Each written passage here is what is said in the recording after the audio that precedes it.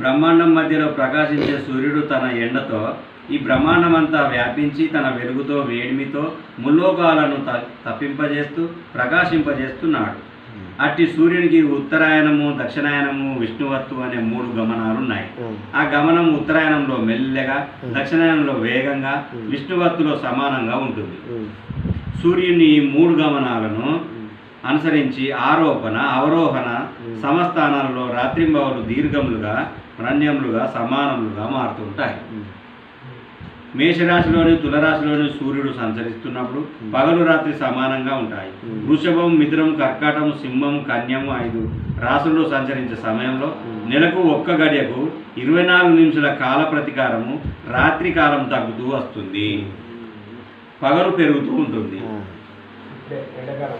అట్లే సూర్యుడు వృశ్చికం, ధనస్సు, మకరం, కుంభం, మీనం అనే 5 రాశుల్లో ఉన్నప్పుడు ఒక్కొక్క గడియ 24 నిమిషాల కాలము ప్రకారము రాత్రి పెరుగుతూ ఉంటుంది, పగటి కాలం తగ్గిపోతూ ఉంటుంది. దక్షిణాయనం వచ్చే వరకు ఉత్తరాయణం నందు పగుళ్ళు, రాత్రాయణము వచ్చే వరకు దక్షిణాయనం నందు రాత్రులు పెరుగుతుంటాయి. మేష ప్రవేశం నుండి కర్కట ప్రవేశం వరకును కాలమున మాసమునకు 1 గడియ చొప్పున పగలు పెరిగి రాత్రి తగ్గును. కర్కాటం నుండి పగలు క్రమంగా తగ్గును. తుల ప్రారంభం వచ్చేసరికి అహోరాత్రులు సమానమగును.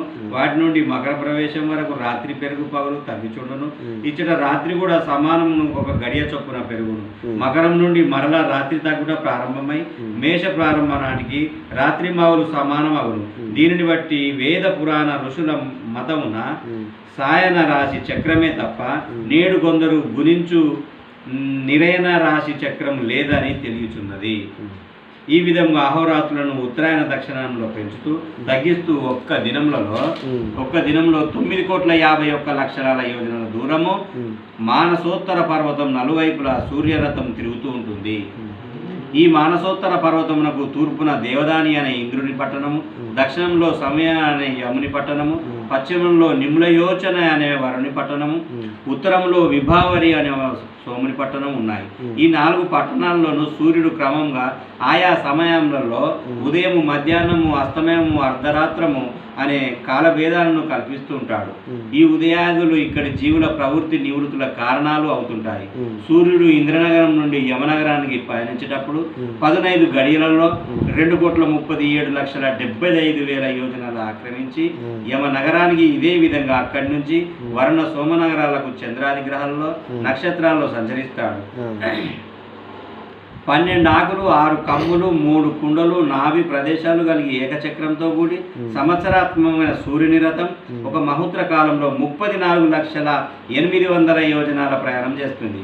ఒక సంవత్సరమే చక్రము 12 నెలలే, దానికి ఆకులు 6 ఋతువులే, కడకమ్మిలు 3, 4 నెలలు కాలములు, నడివి తూమినియంను చెప్తున్నారు. సూర్యుడు రథమునకు ఇరుసునకు ఒకవైపు మేరు పర్వతం, రెండో వైపు మానసోత్తర పర్వతం ఉన్నాయి. 2 వైపుల వామపాశలతో గట్టిగా బిగింపబడి ఉన్నాయి. ఇవి భూమి 2 ధ్రువాలను అంటి ఉంటాయి. అటువంటి సూర్యరథానికి అమర్చబడిన కాడి 36 లక్షల యోజనాల పొడుగు ఉంటుంది. ఆ కాడి సూర్యరథానికి కట్టిన గుర్రాల మెడలపై మోపబడి ఉంటుంది.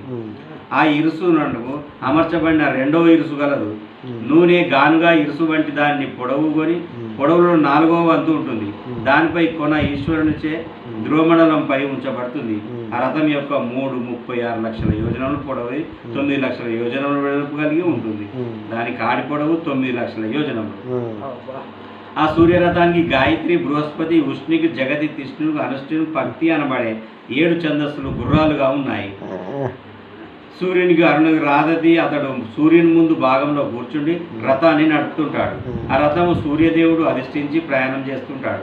బొటన రేలి కను పరిమాణం దేహం కలిగిన వాలకీలులనే ఋషింపుములు 60,000 మంది జ్యోతిర్గత రూపాలు ధరించి సూర్యుని ముందుండి వేద సూక్తులతో స్తోత్రం చేస్తుంటారు.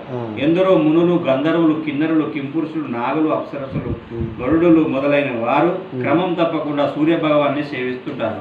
9,80,9 కోట్ల ఏ బడి యొక్క లక్షణాల యోజనల పరిమాణం కలిగి ఉన్న భూమండలము చుట్టూ సూర్యుడు క్షణానికి 2,050 యోజనాల చొప్పున అహోరాత్రులను సంచరిస్తూ ఉంటాడు అని చెప్పిన శుభయోగింద్రుడు చూచి పరీక్షిత్ కుతూహలంతో ఈ విధంగా ప్రశ్నించాడు.